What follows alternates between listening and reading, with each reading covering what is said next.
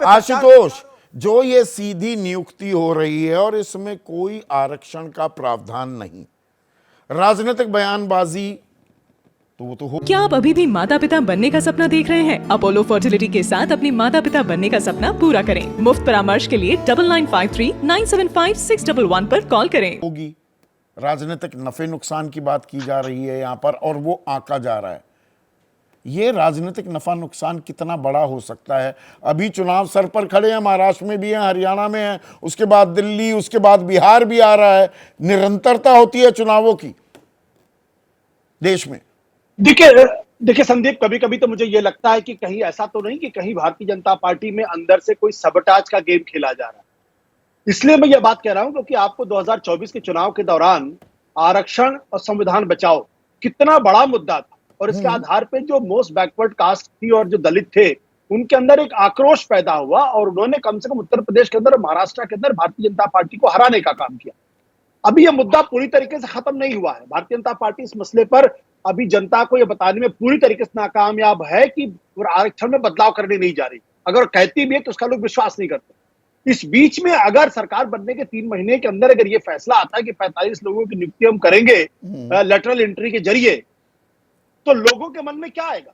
लोगों के मन, दलितों पिछड़ों के मन में यही बात जाएगी कि दरअसल फिर विपक्ष जो कह रहा था सही है।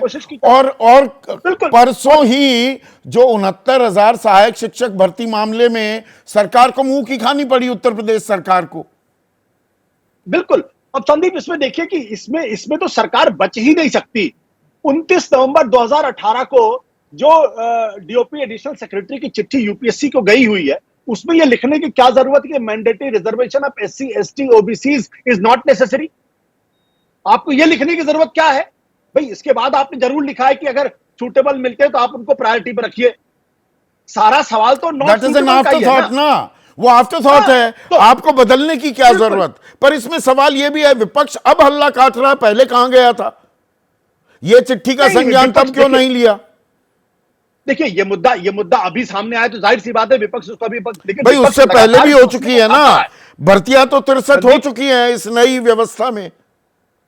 बिल्कुल बिल्कुल, मैं आपकी राय से सहमत हूं, लेकिन एक बात समझिए, जब 13 रोस्टर सिस्टम की बात हुई थी उस वक्त भी एक बड़ा मुद्दा बना था। और ये 13 रोस्टर सिस्टम एक ऐसा सिस्टम था जिसमें पिछड़ों दलितों को आरक्षण की कोई व्यवस्था ही नहीं थी। आपने डिपार्टमेंट वाइज कर दिया।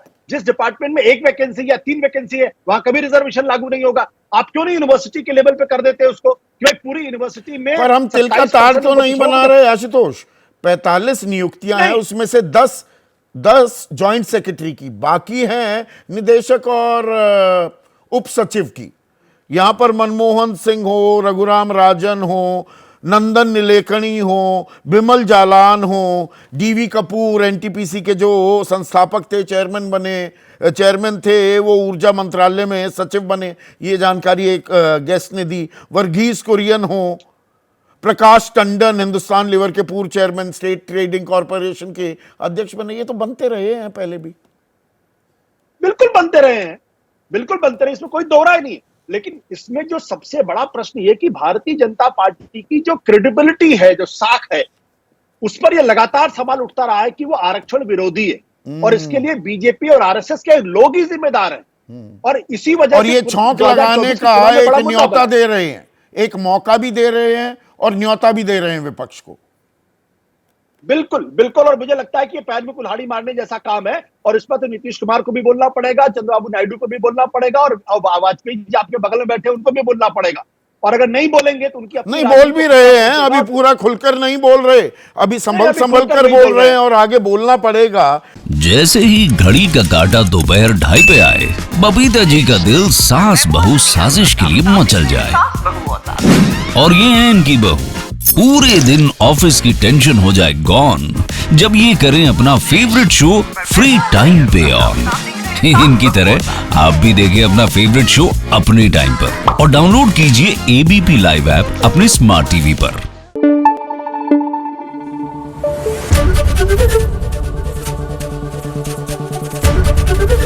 एबीपी न्यूज आपको रखे आगे।